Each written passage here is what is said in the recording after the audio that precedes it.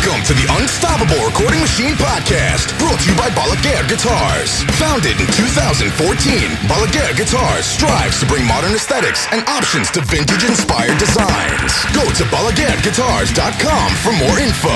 This episode of the podcast is also brought to you by Fishman, Inspired Performance Technology. Fishman is dedicated to helping musicians of all styles achieve the truest sound possible, wherever and whenever they plug in. Go to Fishman.com for more info.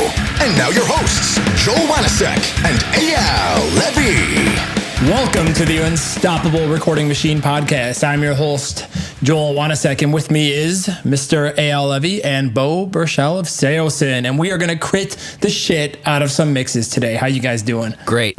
Oh, I'm rearing to go. Rearing to go. Yeah, I've been locked up in a box for like the past week, and I haven't seen any light. My owner comes by and just hits the cage with paddles, and then they make me fight this other guy at the end of the cage for 2 scraps of raw meat. This is it. I have to poop inside of a Folgers can, and I have to drink my own pee. And I have not seen sunlight in days, and I'm ready to go. I'm ready to do this. I can't wait to declip your audio when I mix this. Fuck it, I'll leave it in there. I mean, we'll use clippers on drums. Why not on the podcast, right? Beau, how you doing, man? I'm doing good. I mean, I've been cooped up in a similar cage, but I've just been here by myself mixing. I'm going to start a band called The Cage Master. If you guys want to be in my video, that's all I'm saying. Yeah. Whenever I commit to being in a band, I just have to figure out I have to know what the wardrobe is going to be like beforehand. I don't care about the music, just the wardrobe. The wardrobe. Yeah. Well, I'm going to affiliate with Brazers, so be creative. Oh, okay. All right. So not much. Not much. I mean, whatever you want, as long as you can fit back in that cage at the end. That's all I care about. Okay. Yeah, and it doesn't matter for me because I'll be in a cage the whole time, just like walking around on all fours, trying to eat food off the ground that I get once a week, Hey, do we ever get hate mail on this thing? Like, people are like, dude, you guys are a bunch of fucking deranged psychos. What the hell's wrong with you? I think that whoever sends us hate mail is entitled to go fuck themselves. So, let's talk about Saosin and Beau. We were talking about this earlier. What's it like hearing so many versions of your own song? I mean, it's not. I mean, it's weird, but it's not weird. You know what I mean? It's weird in the sense of, man, I don't even know how to explain it other than you guys might know the feeling when you try to go and remix a song that's already been done. It's like, well, it's like once the song has been mixed, like that's the song now. Like that mix is part of the song. And whenever you hear it a different way, it's kind of like, well, that's not really the song. Like that doesn't feel right.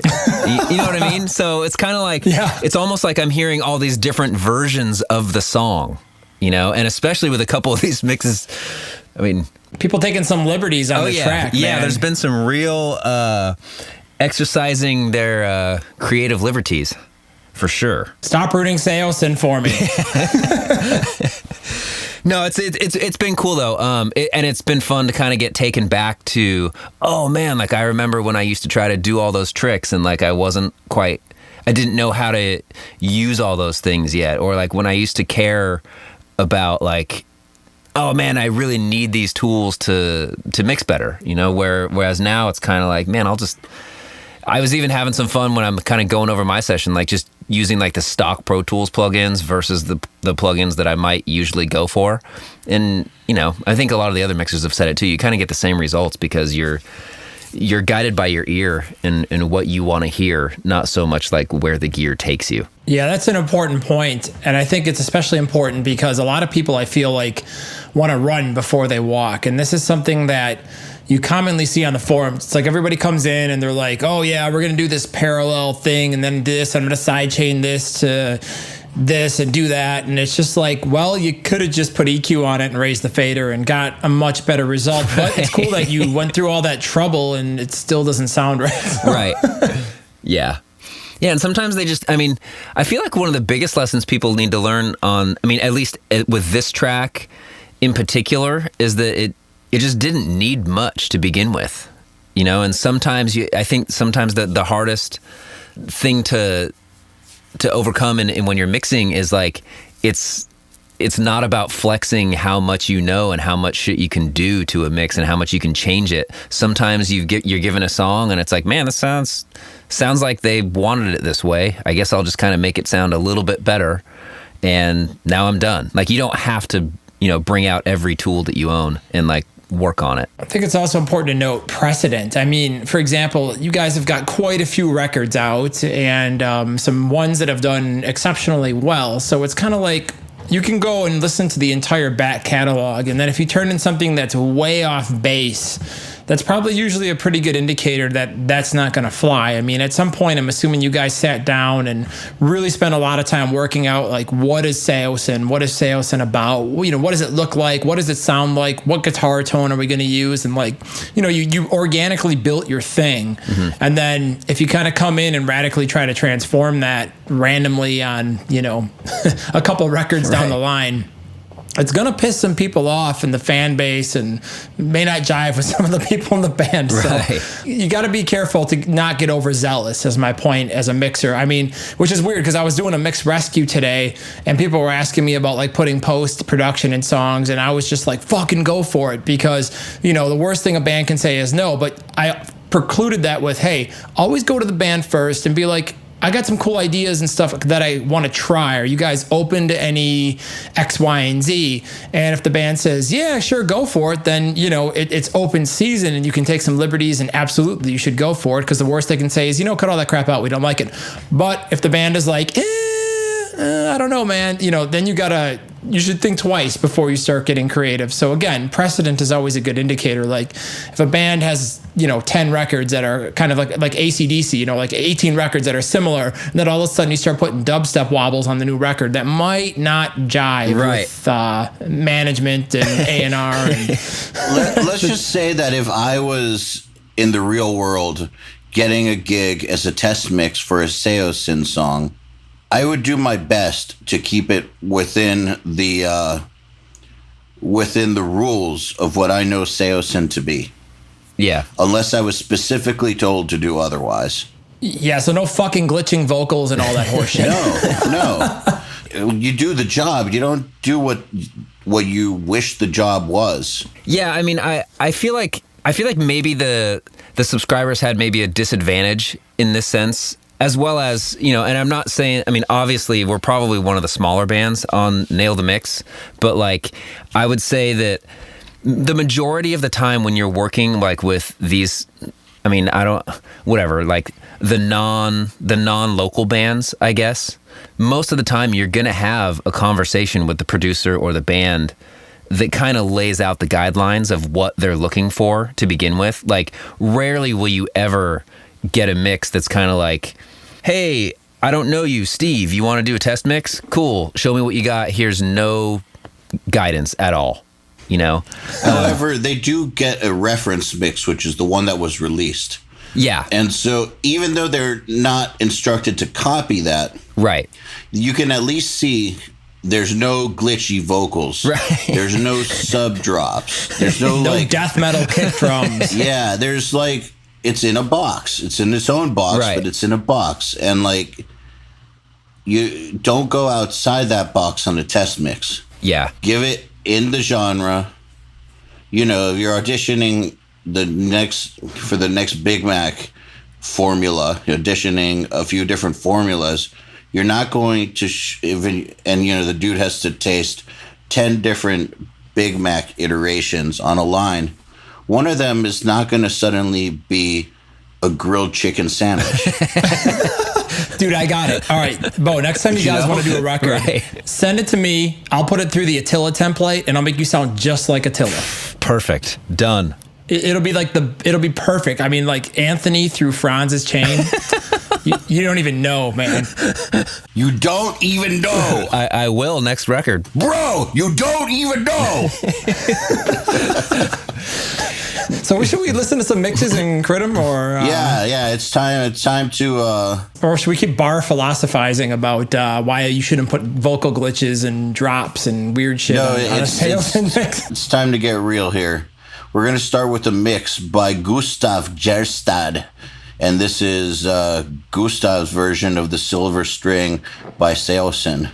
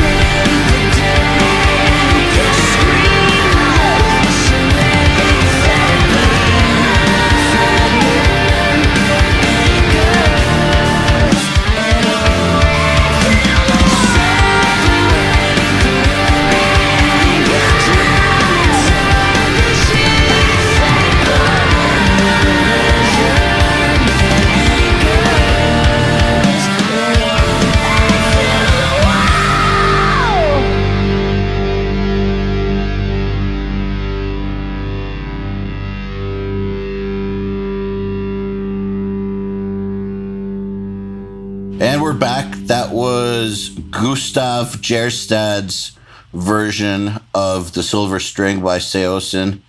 And I got to say that, out of a lot of the different mixes I've been hearing lately, this is one of the better ones to my ears. Am I going to be the bad guy again today? Feel free to tell me that I'm fucking wrong. I mean, I could be fucking wrong. I think you did a good job, but I'm gonna come in. I've got 4 major things here that I think need to be addressed. two of them are kind of the same thing. So first off, I feel like the shells and the cymbals don't really gel on the kit. I feel like it's like drums in space, kind of like it doesn't feel like a drum kit to me, like this kind of samples he's got going on with the kind of the way he's mixed the cymbals. Like there's no glue there. I don't know. It just feels disconnected to me. The second thing I have is the guitars are super muddy and masking in a lot of parts. Third, where's the damn bass? Like it's not there enough. And the mix gets really muddy on super dense parts. So he really needs to work on creating more space in this mix. Those are the four things. And again, like points 2 and 4 are kind of the same thing. The guitars are muddy and masking, but I feel like it really becomes apparent when you start getting a lot of dense elements, and it just gets to be a bit of a mess, and it could be cleaned up better. Gustav, I thought you were great. I thought you were fantastic. I wouldn't change a thing. I'm just kidding. No.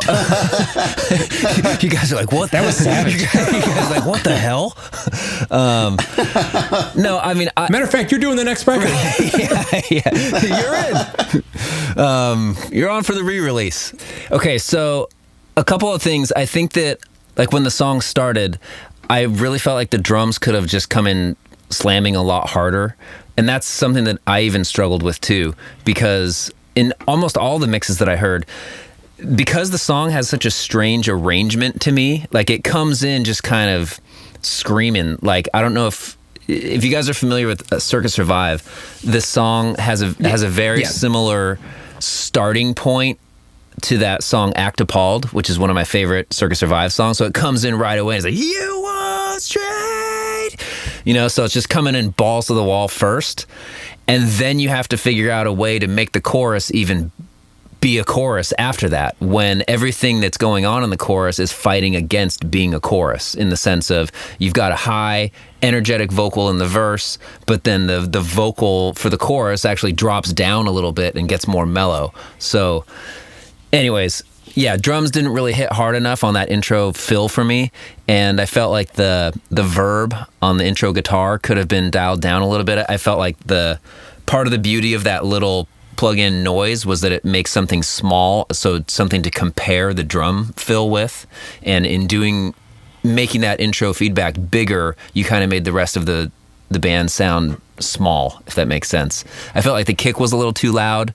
The overall drum verb, like snare verb especially, I was hearing like a lot of like 200, 250 like boxiness in that verb, which I'm kind of noticing a lot in like some of the cheaper verbs, or if you're not EQing, or mainly like pre-EQ and post-EQ on your verbs can fix that a lot, but it just kind of has that synthetic snare verb sound. It's kind of like the doo. And then the Linkin Park kind of like tweaked out vocal section kind of threw me off for a minute. I thought some of the stuff was pretty cool, but like we were kind of just talking about, I think that if you were to just send that to someone right off the bat, you probably would not get the gig, just based on like, like, man, this is not even like, this is just your first mix and you're already trying to change our song. Like we spent or I mean, think about this, like, let's just say that the bass player, and I mean there's so much shit that happens behind the scenes, and I always take kind of a more conservative route because of this. Like there may have been a huge argument between the band and the producer that they wanted, like the producer wanted a glitch in there and the band like was anti it for sure. And then you not knowing that, you put this glitch in there, and now all of a sudden the band is up in arms with the producer again. Like, see, even the fucking mixer guy thought it needed a glitch in there. And it's like the producer calls you and threatens to kill you. Totally, yeah. And now he's all pissed off, and it's like, and now the whole attitude, it's like there's so much shit like that you never know what's been going on. So I always take the more conservative route, and it's like, if they want some shit in there, like they'll tell me, but for the most part, if I'm being hired to mix, I'm just mixing. And throughout your dialogue, you may be able to call the band or the producer and say like, hey, like I'm feeling like kind of a thing right here, like, you cool if I try that, like what Joel and EYAL were saying. But I think to just throw it in there right off the bat, it's cool because it showcases your talent, but at the same time, I think that's a real quick way of losing a mix. Yeah, you got to know your client. Yeah. I feel like, and then there was like back to the muddy thing on the guitars, it sounded like there was a strange like verb or a slap like verb on the guitars, maybe causing them to be distant sounding, but I felt like that same kind of thing, like the guitars were just kind of pushed back, and and muddy sounding, but not like in a EQ way. It was almost like a masked reverb way. Have you mixed this song before, Beau? Because it sounds like you really know what you want. Yeah. I had to mix it. And I think I said this was the first song that I mixed on the record, and the first mix is always the hardest one because it kind of it has to be the mix that. At least for this record, it was kind of a diverse record where there's soft songs and heavy songs, and this song was kind of in the middle of the road, which is why we picked it to mix first. So it kind of had to feel heavy enough where it wouldn't sound so different from the heavy songs and so different from the light songs. So yeah, we spent a ton of time on this one. I think by the time I got it right, it was like mix 4 or 5 or something like that. That's not so bad. I remember the days of Mix 37. Yeah. Well, for me, that's pretty bad. I mean, like there's been a few records I've been doing lately. I feel like I'm just in a groove where it's like, okay, here's like, your 5-song EP that we just produced and I mixed. Like, get back to me with mix notes. Cool. Can we make the ending vocal sound like it's in a hallway? Great. Record's done. Like absolutely zero mix recalls. So I don't know. I'm just in a good spot right now. But yeah, all that being said, 4 mixes for me is kind of on the high side. I'm usually able to get it like within the first 2, possibly 3 as far as like done with recalls. You got to do more metalcore bands, man. Oh man, I just did one and it was just like that kind of. Did you see like that picture of like the meme and it was like whatever and it was like it's like the brain exploding and like by the end it was like mix 527 remixed by an elf mastered by a unicorn take 27 like plus 10 dB here with the high hair of this like with the magic potion this and it was like recall 225. Like that's like almost what it was. So yeah, all the metal's hard, man. It's like you just get dudes like obsessing over, like, oh man, my one hi-hat closed hit there. I can't quite articulate that enough. And you're just like, I didn't even know you were hitting the hi-hat there. Like, okay. They just obsess over a lot of crazy stuff that the average person doesn't pick up on. But at the same time, I think that's what makes the genre cool, and what makes it challenging and fun to work on as well. Definitely. Sorry. That's very well said. By the way, this is also now becoming the Beau Burchell podcast. It's just all me ranting. No, you can rant away. We love it. Okay, all right, cool. What do you think of that house burning down? It was pretty sweet. Well, what's funny is I always just wonder what's going on inside of those houses. Like you never know what's going on, and I feel like to get to the bottom of it, you have to watch the whole video. Yeah, well, I feel like that video really. It shows you that you shouldn't always believe what you see on the news because you may think that the house is burning down, but it clearly is a facade for something much more nefarious going on. There's now everybody's going to be like, what the hell is the host thing? There's 2 sides to every story, Like someone might look at that and say it's a house burning down. The other one might say like when someone says the roof is on fire, it could mean 2 very different things. Now I'm going to get 2,000 emails being like, what's this house thing you guys keep talking about on the podcast? Maybe the best video ever. All right, let's move on to the next song. This is next mix. Next mix. Sorry. We could do a different song. Want to create a Nickelback or something? Nah, this is the Silver String by Saosin, but mixed by Simon Person.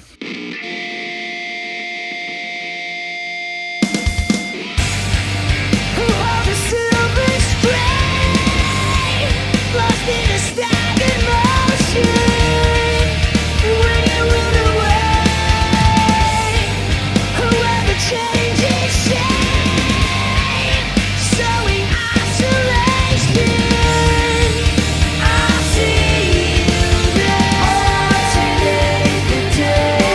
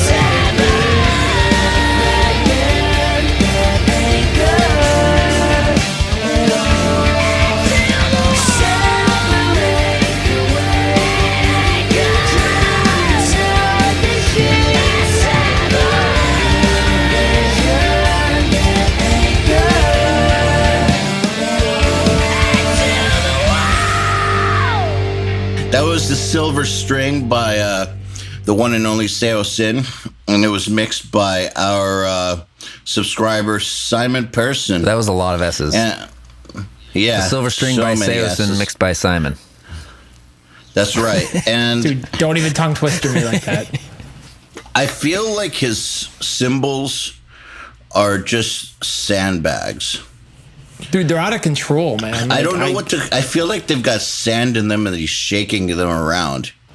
I don't know. Weird. They're weirding me out. I felt like they were like really thin. Like, and again, you know, I think it's hard to maybe have me creating this stuff because I know what was recorded. You know, he's using 20-inch cymbals, and they sounded like, because he's high passing all of that kind of energy out of it, it sounded like he was playing like 15-inch cymbals. They're just kind of like to me. Yeah, this is an interesting mix overall. It was funny. I was sitting there hanging out, and I got the whole office full of Drum Forge guys here, and they're like, "Dude, is this like the Small Club Live remix?" Like, it's got that reverb on the voice. Yeah. And I started laughing. I'm like, "Oh, dude, you're right. It kind of sounds like he's in a like 300 cap room recording off the board with a drunk sound guy." That's the only way I can explain the mix. Right. I mean, it's like, where's the bass? Cymbals are like really harsh. I can kind of hear the bass, but it sounds way clangy, like metal. But it also doesn't stick out that much. I can barely make it out at certain points. Yeah, I mean, like the snare is super small. The guitar and bass completely don't gel and fit together. And like I said, the other weird thing with the cymbals is not only do they sound kind of like harsh and weird, they like burst in volume in certain places. Like all of a sudden, it just jumps out of the speakers and it's like cymbal in your face, bitch. All right, I'm gonna go back in the mix now. It's just crazy. I don't know. Yeah, I felt like the guitars were kind of like harsh and hollow sounding a little bit too. I thought, yeah, with the bass DI, it almost sounded like he used the DI and reamped it somehow. But I felt like there was like this kind of like 2K grind that was all I was really hearing out of the bass. Yeah, totally. You know, the reintro into verse 2 sounded really small. Like when the verse came back in, it was just kind of like really small sounding. The drum compression on the snare, I feel like... okay, so drum compression to me is kind of weird. You know, I feel like there's a way to make a drummer that's not hitting hard or like hitting the center of a drum and using kind of like that, you know, 20, 25, 30 millisecond attack time to give it some extra kind of attack and stick attack to it. But I find that sometimes when you have a drummer that's already hitting really hard, and you try to use that compression on there, you're almost making the length of the drum even smaller than it is. And with a rim shot, it's like a much quicker transient. You know what I mean? Like, so you're actually making it's like by adding the extra attack, you're almost making the drum sound smaller.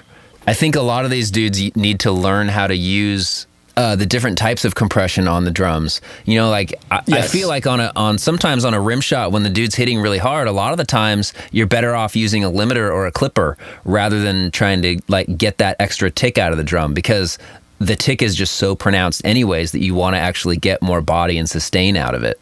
So yeah, I mean, you can also achieve it with simply adding some top end EQ. Yeah. So I'm 100% with you. So basically, Simon, what you can do if you want to really get this mix up a level, I think you've really overdone a lot of things, like over EQ'd things and overcomplicated things. Like if you were to zero everything out and, you know, get some bass in there, start over on your guitars and your cymbals, reapproach your drums, and just go back more to like the natural raw stems and do a little bit less, you'll probably end up in a much closer spot. Yeah, I did. And again, getting like, these are the notes that you would get back from a band also. And for me, a big thing is I don't hate kick and snare samples or drum samples in general. I just hate hearing them. You know, like to me, the ultimate way of using drum samples is making it to where no one knows that you used them in the first place. So yeah, absolutely. Yeah, you want to be like, that kick sounds awesome. Not like, ooh, that's an interesting sample. I like how they blended it with the mid-room. Oh, yeah. Yeah. So to me, like the number one giveaway for samples is misfiring snare and kick samples. So at around 58 seconds, you've got a misfiring snare sample in the reintro. Ooh. So, yeah, check that out. But I feel like he did a fine job getting the song kind of like tamed and like under control with the exception of the cymbals, but it's just real stale sounding now. You know, it's like so under control that all the energy is gone. So now I feel like the best way to do it is what B. Joel said, to just start over. But like, or yeah, just back it up. Yeah. So you got to figure out a lot less of everything you did. Yeah. Just keep doing what you're doing, but just less. Yeah, I mean, it's easy to overdo things because I think when you're mixing, especially when you're in that struggling phase of mixing, we'll call it like the first, 5,000 songs you mix. There's that whole period where you really feel like you have to do a lot to get the sounds that you're hearing the big boys do, and you really need to do all this fancy stuff that you just heard about. Again, going back to what we were talking about earlier.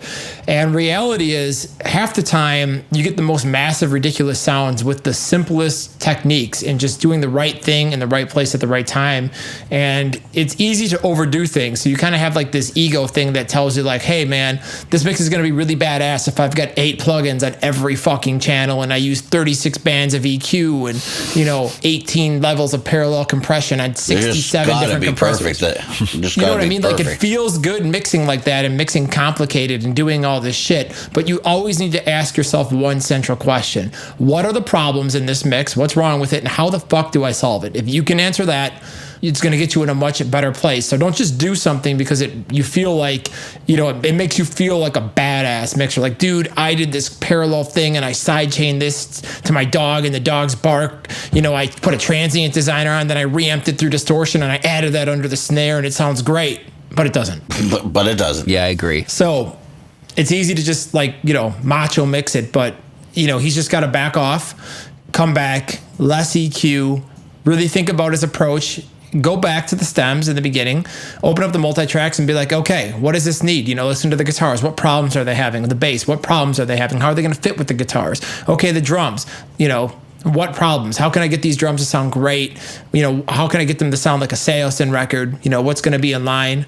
Do I need to absolutely smash the fuck out of it with a compressor and get it super small and pinch sounding, or should I go a little more relaxed and open? You know what I mean? So just think about what you're trying to do and then try to find the simplest road to get there. All right.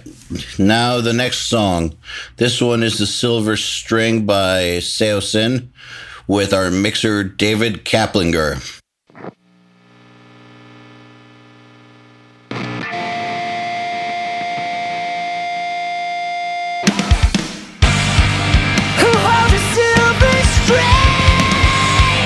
Lost in a stagnant motion when you run away. Whoever changes shape, so in isolation, I'll see you there. Alternate the day, scream or lash away. Let it be the fragment that anchors.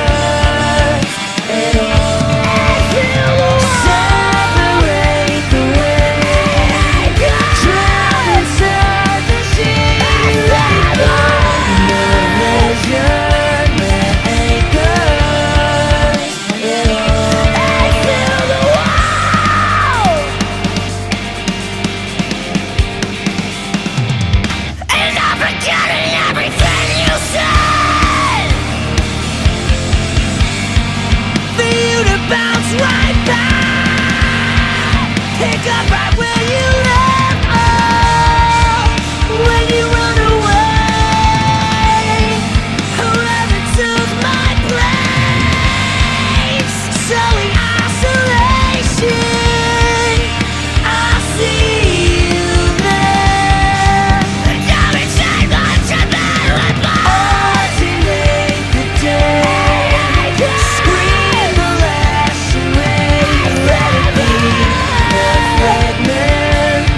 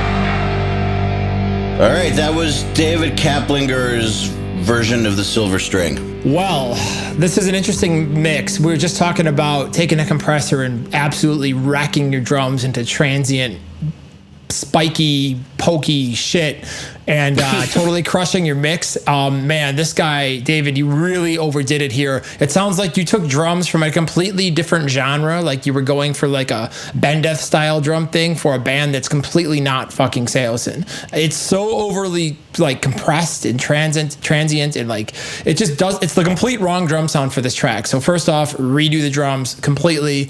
I don't think it would work. Like the shells are pumping the entire mix. I can hear the whole thing duck every time it hits like the tom fills. It's like whoosh, sucks it right in. You're just, the drums are way too brutal and bombastic for this, my opinion. What do you guys think? I echo you on the drums, man. I don't know what else to add. You nailed it. Yeah, I think here's a trick that I found is kind of interesting. I feel like you got some of the dudes that are working on these mixes, they may not be able to hear that type of like mix bus compression at this point in the game. You know what they need to do then? They need to join URM Enhanced. That's right. Go to http://urm.academy/enhanced and sign up for that and take our hearing compression course. Learn how to hear compression. Stop fucking around with knobs. Actually learn to hear what they do. Because once you can actually hear what compressors do, your whole world, your whole mixing world will become like, it's like you're flying on an airplane and it's dark and cloudy, and that moment that you burst out into blue skies and just white clouds below you, and it's gorgeous. That's what hearing compression will do for your mixes. If you can't hear what these compressors are doing, you need help, son. And we got just the hell for you. Ale is angry as fuck today, and I actually urm.academy/enhanced/ don't piss Ale off. You know, another thing on this mix, I think the guitars and bass are super muddy. Like the 2K and the guitars is kind of brutal. And again, they're not gelling. And when I talk about gelling, think about, let's go to cooking, right? So you eat something and you're like, that's fucking delicious. You don't taste like, oh, there's a little cumin in there with a little bit of a dash of turmeric, and then there's some thyme, and then I noticed that the sodium in the broth is perfect, and they used the Himalayan salt. You don't taste any of that shit. You're like, this is a good fucking soup. You know what I mean? So it's the same thing with mixing, where you want to listen to the mix and you want it to be like, damn, dude, those guitars, bass, the mix sounds sick. You're not like, oh man, that guitar tone, I like how he put the 2K slightly above the 1.5 on the, you know what I mean? Like they gotta work together. They gotta lock like a glove. It's an interlocking piece of a puzzle, and they're pissing all over each other. And when you do that, there's not clarity in the mix. It doesn't sound tight, focused, and massive. It sounds muddy and it's fighting. So that's something that I think he could definitely work on, but I have a good compliment for him. And I think he fucking nailed the vocal mix in a lot of places. Like the vocals on this sound pretty fucking good to me, and I was pretty stoked about that. Yeah, I thought, oh, actually, you know what? Let me go back to that mix bus compression thing. A little cheat like hack that I've found that you can kind of hear these types of things like way more clearly. If you follow me on this, first step, put your mix into mono. Next step, flip the phase on your left and right, so it pretty much cancels everything that's out in the middle.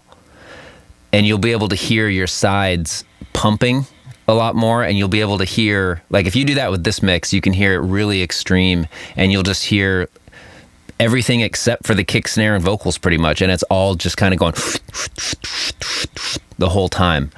You know, we don't really need to do that, but every once in a while I'll flip that on to make sure I'm not hitting things too hard, because I don't want to hear that at all, you know, because chances are it might get brought out even more in mastering or whatever, you know, but I don't want to hear any of that stuff unless it's being used creatively. Yeah, pumping is bad. Movement is good. And it's good to use movement as a creative tool. Again, if you've heard the hearing compression fast track, then you know what I'm talking about. But on a mix bus, it can be really, really dangerous. And you also got to pay attention to bottom end on compressors, because compressors react to low end. So a lot of that pumping on the tom, on the tom fills and things like that, it's coming from the bottom end of the toms is too ferocious for the compressor, and you're just digging in too much. So every time it hits it, it just takes the compressor and slams the needle back, and it just chokes the whole mix. So every time that tom comes in or the kick, it just literally takes the whole mix and just makes it smaller. So you get this cool big sounding kick, and then it's just like, fuck everything else. Oh, back up. All right. Oh, here comes the next drum hit. Boom, back down. So it's just beating the shit out of the mix over and over and over. The mix is like, dude, I just want to be heard. I just want to party, bro. Right. Yeah, see, come on. Yeah, I felt there was a little too much 150, 200 in the bass a little bit, kind of just getting a little muddy in that range. Again, at 237, there was a misfired snare sample. And same thing, just giving it away that you're replacing them. What did you guys think of the vocals? I thought it was good. I thought it was a tad dark overall, though. But in relation to all the other mixes that were like insanely bright, you're right. This one was like by far the best. Yeah, there was smooth. I didn't hear anything that like really irritated me. Yeah. Like depending on the high vocal, like Anthony goes up high and he's down low, and like I'm not like, oh, that frequency is blasting there. That needs to be EQ'd out and automated. It's kind of just like, yeah, man, I'm listening to the song and I'm getting into it. So yeah, it felt good. You did a really good job, I think, mixing his vocals overall. I thought the vocal swell coming out of the bridge was really cool, and. Yeah. Need to remix the record and re-release it. Yeah. But again, like at this type of band, or whenever there's kind of like I guess it's hard because it's mainly I think that it mainly has to do with like when you're dealing with local bands or smaller bands, they may not have thought their whole production through. And you're getting bands where it's like, hey, we want you to mix our record. Like, we think our guitar tone sucks, and we had to track our drums in the closet, and we're not really sure if we're singing the right vocal melodies. So anything you can do to improve the song, we would appreciate. That, I think that's totally, you know what I mean? But it's totally different. Yeah. But that's a great example. But I mean, that's the type of stuff that, like we all started out with those projects, and if you throw a reverse like vocal swell thing on a bridge, like that's the type of thing that'll dazzle a band into thinking that you're a fucking wizard, and it's like, oh my god, this song is so sick because it has the fucking reverse vocal swell thing. But that's so true. But at a certain level, that all those little tricks almost, and as I think you'll find it mainly as the bands get older and more salty, then it becomes like they want less and less of those tricks. So it's like, dude, we want to do a natural record. No fucking samples, no producer. Totally, yeah. We just want to be in a room and jam, No fucking record label contract. Yeah, no overdubs. No overdubs, man. But yeah, so live recording. But yeah, so that's the only thing I would say. It's like at a certain level, you're going to get these mixes, and every little detail has been thought out and already been prepared. Like even to the point of like that little ghostly effect on the chorus. I mean, on the bridge. Like the whole reason why that was printed is because that needed to be there. So yeah, but other than that, I thought you did. I thought all these were kind of okay. I wouldn't want to tell anyone they're. I didn't think anything was so bad that it was like you need to stop mixing and go work somewhere else. Well, and rethink your options for the future. Yeah. I mean, regardless of how good any mix is, guys, we all started, and when we all started mixing, our mixes fucking sucked. I mean, I'm working on putting together multi-track for something really awesome we're going to be doing next month, and I'm pulling out shit from like 2008, and I'm just like opening up my sessions, looking at my workflow, and my face turns white. I'm like, what the fuck was I doing putting this bullshit on that? Like, why did I do that? It sounds like shit. It's kind of entertaining. So, you got to start somewhere, and you got to put in the time. Youthful indiscretion. It takes time. I call those my Audio 1 years, where every track was just called Audio 1. And it was like I didn't know any better. And you go back and you open up those sessions and you're like, what the hell? Like Audio 1-1, Audio 1 duplicate 1, Audio 2 duplicate 2. Like what the hell? Where's my snare drum? Audio 1 years. That's great. Yeah. Audio 1 duped 464 up 0.3 dB. Yeah, totally. It's just embarrassing. Yeah, I mean, hey, everybody starts somewhere. So you just got to put in the time, keep working on this stuff, guys. You're getting better. It's always fun every month to see how different people mix different things, like metal drums on Country Month or, brutal bombastic drums on a Saosin. Now can we get some country drum or, like some light rock indie drums on a death metal song or something? Right. You know what I mean? Like, and we all do dumb shit when we mix because, that's how you learn and you grow and, eventually you figure it out. And it gets easier. Well, I think the biggest trap that a lot of these guys are falling into is wanting to go too fast too soon, and like they haven't quite mastered like the baby steps yet. I mean, like what's funny, I'm seeing this exact thing with my kid right now. I have an 8-month-old boy, and he's like trying to walk, and he just keeps falling. You know what I mean? And it's like, dude, you can barely crawl. Like, why? And he just gets so mad because he's like, and they smash into the wall, and they're like, what the hell? Why is that wall in my way? He's like, I want to get up and fucking run around this house right now, like with my sister, but I can't even fucking crawl. And you're like, dude, you got to get the basics before you start sprinting. Like, did you call your son dude? Yeah, bro. Hey, bro, you need to walk first. Hey, bro. But like, it's the same thing with mixing. You kind of got to get like the fundamental elements, and it sucks because no matter what, as soon as you open up any session, you want to compare it to like the big $1 million mix, and you're like, why the fuck is mine not as good as theirs? And then you read the interviews, and it's like, oh, I'm just doing the simple stuff, or here's all the tricks I'm doing. So you try those tricks, and they don't work. But it takes years to get to that point where you can actually sit back. I mean, to give you an example of how. So when I mixed Translating the Name, I referenced Blindside Silence for that record. And when we left the mix, like, again, this just goes to show like how your ears develop over time. And at a certain point, your ears just aren't developed in the beginning. Like me and the rest of the guys, we were like, dude, this thing sounds exactly the same, if not better than Blindside Silence. Like, I can't even tell a difference. And now you listen to it now and you're like, that could not be farther from the truth. They sound so drastically different, but it's like... it's amazing you say that because we were kind of talking about that the other day. I was remembering maybe like, let's just say 5 to 8 years ago, sitting there like, you throw up like Nickelback and the band's like, oh, I'll get it like this. And you're like, dude, my drums sound like, they sound just like that. They're like that big. And my guitars. And you're like, yeah, dude, this is pretty close. And you're A-B'ing it. And then you look back and you're like, no, not even fucking close. Yeah. It happens to all of us. But yeah, you want to get it there and you want to feel like you're doing $1 million mix, but it's not going to happen for a long time. Even when you get good, it's fucking hard. Oh, yeah. The Unstoppable Recording Machine Podcast is brought to you by Balaguer Guitars. Founded in 2014, Balaguer Guitars strives to bring modern aesthetics and options to vintage-inspired designs. Go to BalaguerGuitars.com for more info. This episode of the podcast is also brought to you by Fishman, Inspired Performance Technology. Fishman is dedicated to helping musicians of all styles achieve the truest sound possible wherever and whenever they plug in. Go to Fishman.com for more info.